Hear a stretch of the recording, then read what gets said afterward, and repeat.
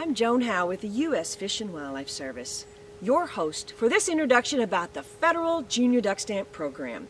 So, what is the Federal Junior Duck Stamp Program? Actually, it's a U.S. Fish and Wildlife Service program where we get to talk about wild ducks, geese, and swans. That's a group of wildlife we call waterfowl. It's also where we talk about the habitats where they live, like wetlands, lakes, rivers, and seashores. All things water. Get it? That's why they're called waterfowl. And we talk about how important those habitats are to their survival and how we need to sometimes conserve and protect those habitats for the waterfowl so they can survive. When we do that, it's called conservation. But the best part is we take all that we have learned and instead of writing about it, we draw it. The Junior Duck Stamp Program is first and foremost an art contest where you get to draw wildlife, specifically ducks, geese, and swans in their natural habitats.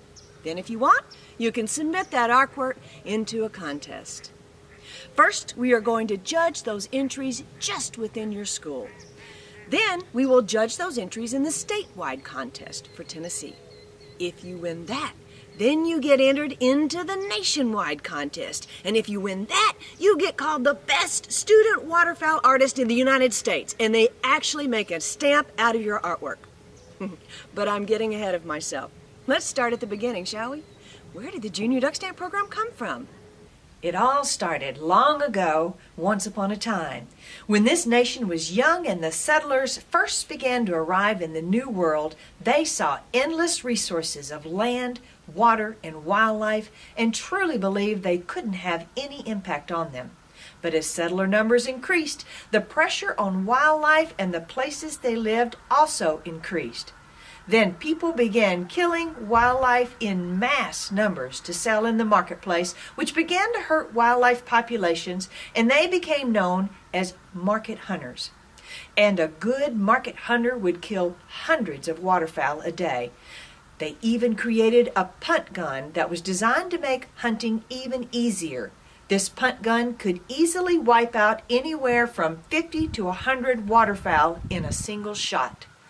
So what were they doing with all these birds? Well, they were being sold for meat and women's fashion.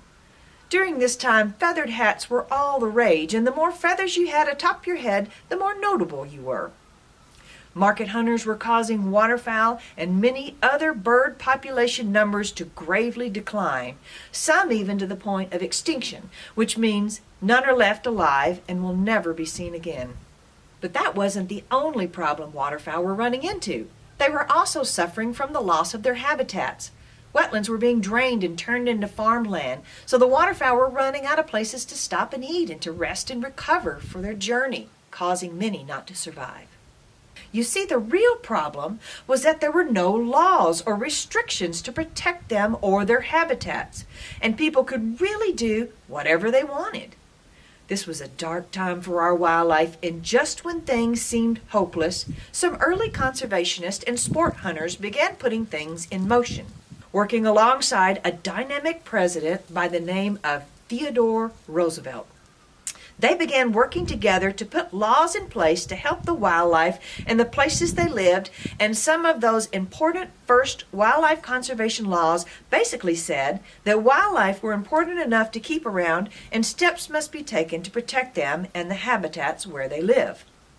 By the way, did you know that during his presidency, President Theodore Roosevelt, an avid hunter and fisherman himself, created the first National Wildlife Refuge along with 53 more.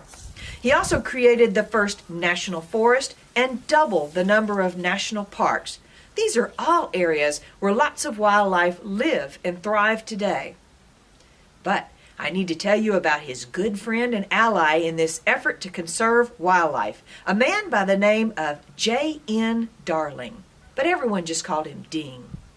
Ding Darling was once the head of the agency I work for, the U.S. Fish and Wildlife Service, but that was for a brief time. He was also an artist. He loved to draw cartoons and was what they called a political cartoonist.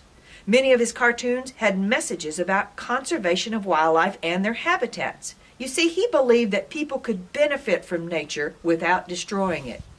Now, Ding Darling had a great idea to solve a big problem. You see, if wildlife are in trouble, you have to do two things: stop their destruction and stop the destruction of their habitats where they live. But if you really want to turn things around and have more wildlife like waterfowl, you have to not only protect the lands where they live, like wetlands, you have to start restoring those wetlands that have been damaged. But of course, this is very expensive to do. So where were they going to get all that money?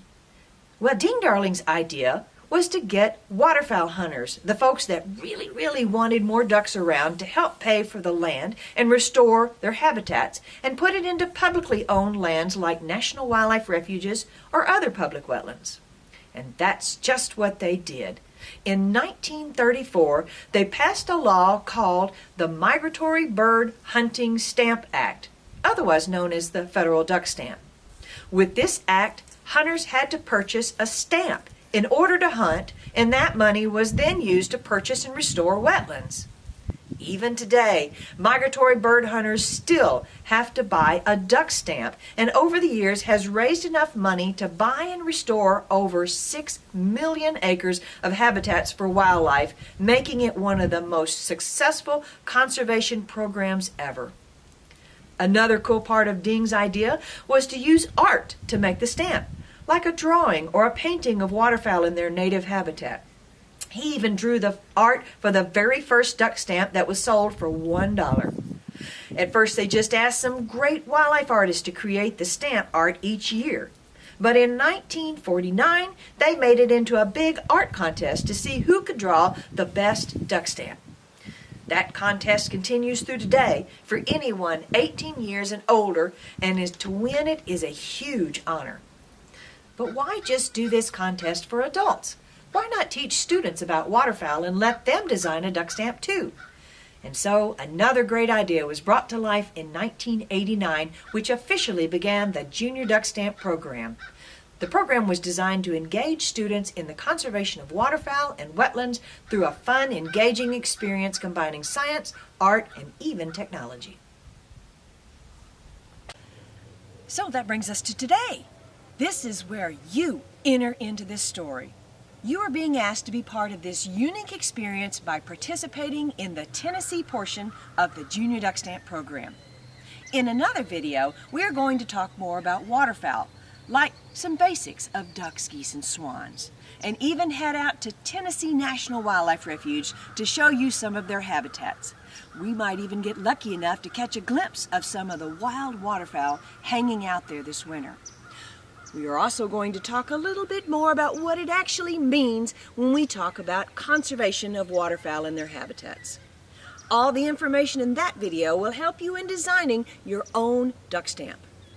Think of it like learning a subject, but instead of writing about it or taking a test on it, you create your own art masterpiece to show what you have learned. Don't worry about it being perfect, just be creative and make it what you want. But there are some rules to the contest, so let's go over those real quick. Even though it's called a duck stamp, it can be any species of native North American waterfowl. So, it can be a duck, goose, or swan. Your teacher will have the list of the ones you can choose from, or you can find it on the Junior Duck Stamp website. For your art piece, choose one species to be the main focus. Once you've picked your species, you'll have to do some research to learn about what habitat it lives in, because you'll need that for the background for your art piece. You don't want to draw a duck that lives in the ocean on a log in the middle of a swampy wetland. Your art can be in any medium, such as colored pencil, pen and ink, watercolor, oils, pastel, scratch art. I even had a quilted entry once. Just make sure it's less than 1/4 inch thick. Artwork has to be horizontal, so that's landscape, not portrait, and it must be 9 inches by 12 inches. Now here's an important one to remember. You work so hard on your art piece and you want everyone to know it's yours, but do not sign the front of your artwork. If you do, it will be disqualified. You'll fill all that information out on a form and attach it to the back of your art piece. Your art must be your own design. You can use photos from the internet, magazines, books, and other resources as references to draw different aspects of your masterpiece, but you cannot replicate the whole image or change one or two minor things and pass it off as your own. That is what's called plagiarism.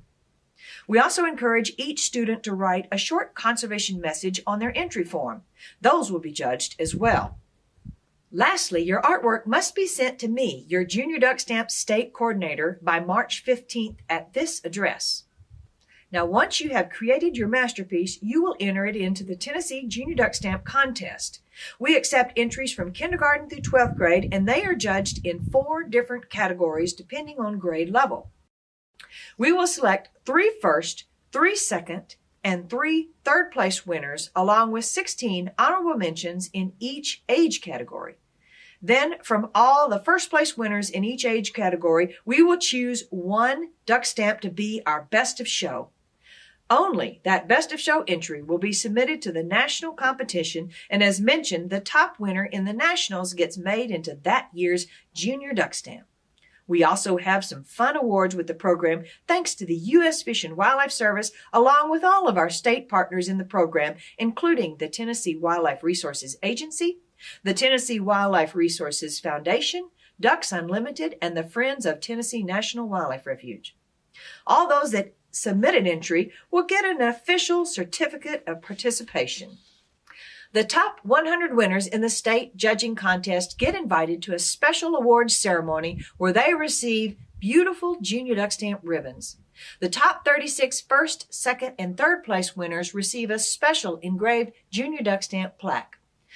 The Tennessee Best of Show winner receives all this plus a $1,000 scholarship, a framed duck stamp print, and their artwork to be made into the Tennessee State Waterfowl Stamp. And if you win at the national level, there will be more prizes as well. Well, again, I'm Joan Howe, your Tennessee Junior Duck Stamp Coordinator with the U.S. Fish and Wildlife Service. Thanks for listening in, and I look forward to taking you on a virtual trip to the Refuge to talk more about waterfowl. Oh, and of course, my favorite part, seeing your artwork. Have a great day.